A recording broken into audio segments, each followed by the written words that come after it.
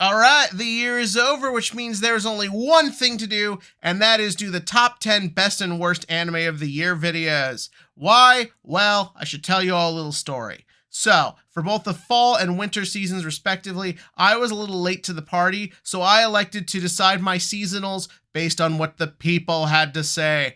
I literally just watched the top rated shows on Mal, and let me all tell you something. I fucking hate people.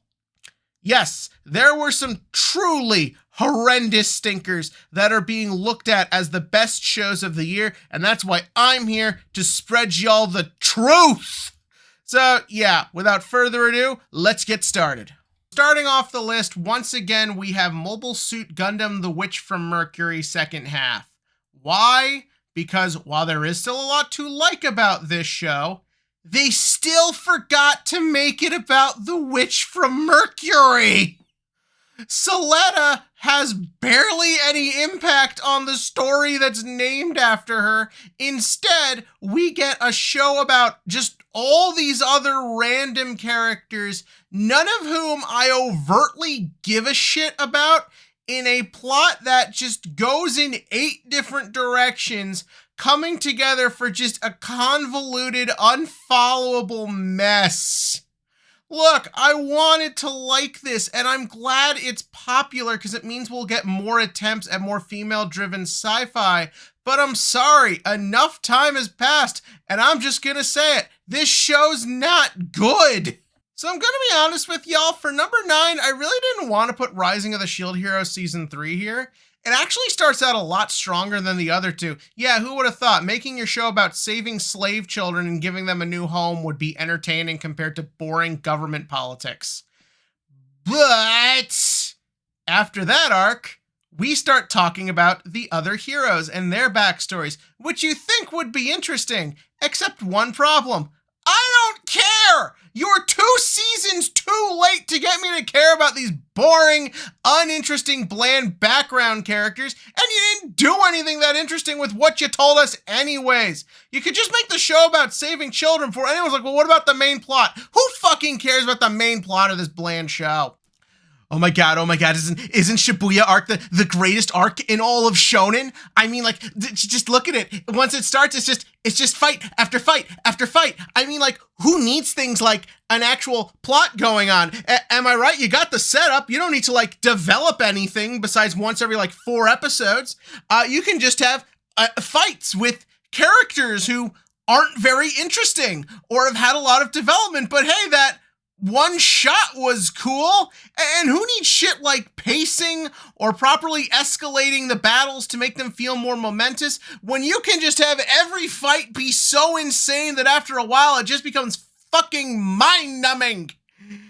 Yeah, that's what we want. That's what we're just going to accept over and over again and be shocked when nothing ever improves. And in another season or 2, we're all just whining about it never getting better when it never got better in the fucking first place. So before we go any further, I would like to make something very clear. I know, okay? I know. I have heard every reason in the world why Mushoku Tensei is the best anime ever, why Rudius is the greatest character in all of human history, and why this is like a perfect series. And you know what? Sometimes I really like it. There's a lot of good shit here, especially in season 1. Season 2, however, just like throws its entire plot out the window so Rudius can get his willy back.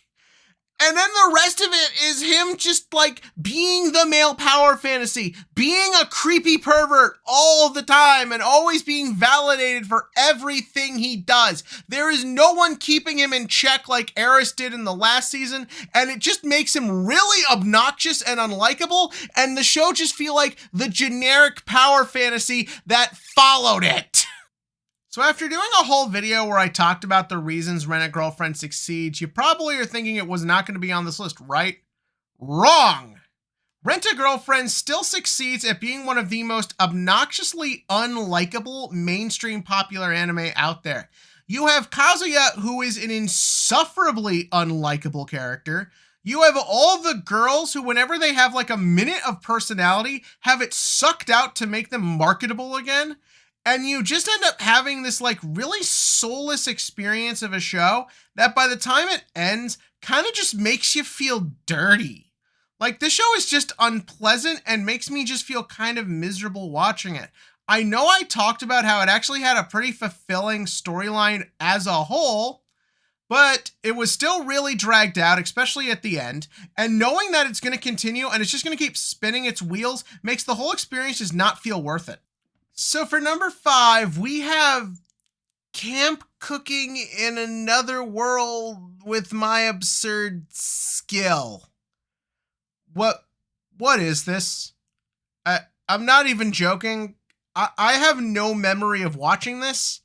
I just saw it on my list of shows I watched this year. I looked the poster up. I looked clips up. I committed nothing from this show to memory. It was that bland and uninteresting. Like, as far as I can tell, it's just another isekai. This time the guy's gotta cook for a wolf, and it's just like, who gives a fuck? Who cares? Who is watching this? Why was this popular? Why does this genre keep going when this is the output? Please, someone explain this to me. I'm desperate for clarity. So for number 4, I must ask the question, why did anyone like Blue Lock? I never understood why this got popular. The concept is beyond illogical. The characters are insanely unlikable. The show's visual style is boring despite the occasional flare-up shot. And it just leads to an all bland experience. It takes itself so damn seriously, it doesn't even notice that's just doing every generic sports cliche. Just every other episode, someone's like, yeah, I'm totally manipulating you for my own goal. I'm gonna be an egoist. What a stupid premise. Like, it never lets itself have fun. It never really goes anywhere in an interesting direction. So I'm just left sitting here, what is the fucking point to all this? And why does anyone care besides just like pretty boys playing sports? In which case, there's a lot better versions of that out there. So for number 3, we have the reincarnation of the strongest exorcist in another world. Fuck this show. Fuck it, fuck it, fuck it. That is all I have got to say. I am so fucking tired of every year just a cavalcade of bland isekai that just do the same thing as all of them before them. Just replace one word in the title. You know everything about this show just from looking at it. The main character was OP in the previous world. He's OP in this world with no real personality. You have a bland group of waifus. You have a plot that's borderline non-existent because these are no longer about having actual stories, just giving people the ability to pretend they're a super powerful badass with a harem of girls and a big penis. I'm so done with these stupid crap shows that I just have nothing to say besides fuck it. So for number 2, we have the next all-time great bad anime. The Kingdoms of Ruin is so fucking funny. From the minute this show starts, it has a nonsensical plot that falls apart if you apply half a second of logic to it. Characters who are just the ultimate embodiment of edgelord stupidity. An animation that, while at times okay, often just gives you some beautiful garbage. And that is how I would just sum this up. It is a show that has a bizarre level of passion for it, that also has a pure sense of incompetence, that makes for an experience I truly recommend. Number 1 sucked all my joy and happiness out of talking about number 2. And that is how I would sum this show up as a whole. Just a life-sucking piece of crap.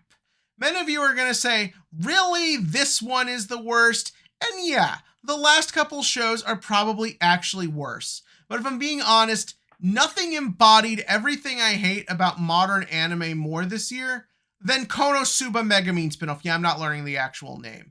This show is everything wrong with where anime is going. A series that is made as blandly and passionless as possible, so that way people will just fill their Twitter and TikTok feeds with just clips that just reiterate what they like about the show rather than talking about any actual merit of it. While this was airing, I saw so much just like Megumin love and like Megumin appreciation posts that never actually brought up anything they liked about this particular show or any like funny jokes. It was just reiterating what they already think and what they already do. Just like Jujutsu Kaisen just reiterates everything we already know about battle shonens. And the isekai on this list just reiterate everything we know about isekai.